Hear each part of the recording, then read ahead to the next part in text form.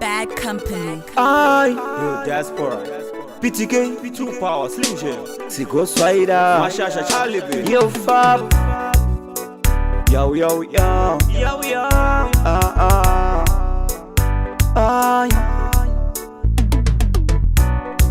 Pia usandika ngangwe kwa unenge waenda. Pia usandika ngangwe kwa unenge waenda. Izwa songo yetsitsi anda kunyorera dia. Ndiwe unaita ndione zvisingaonekwe mzira. Unyangwe wakati ndinotakwa ina ndifenda uraya munhu. Funza poketi kana kubasa inini nditori nehunu. Ndoro asisi chipombo sei inini ndakarita face wife. Dzedzere imari yangu wangu haisi yako life. Pia usandika ngangwe kwa unenge waenda. Pia usandika ngangwe kwa unenge waenda.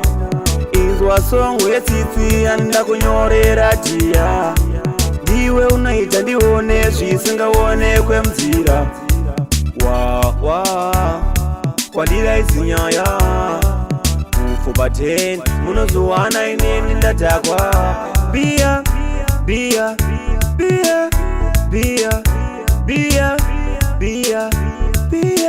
itazia. Bia usandika ngangwe kwa unenge waenda. Bia usandika ngangwe kwa unenge waenda.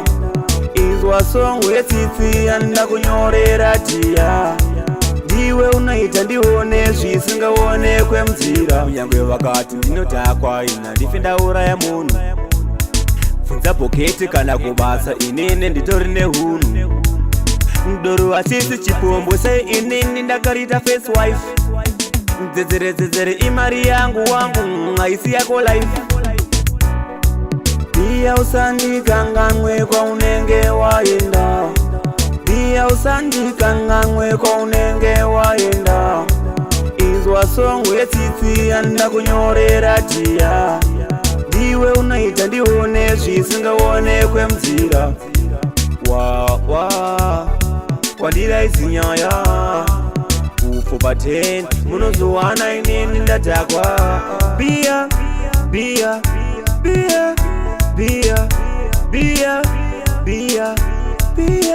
itazia. Bia usandika ngangwe kwa unenge waenda. Bia usandika ngangwe kwa unenge waenda. Izwa songo yetsitsi anda kunyorera dia. Ndiwe unaita ndione zvisingaonekwe mzira.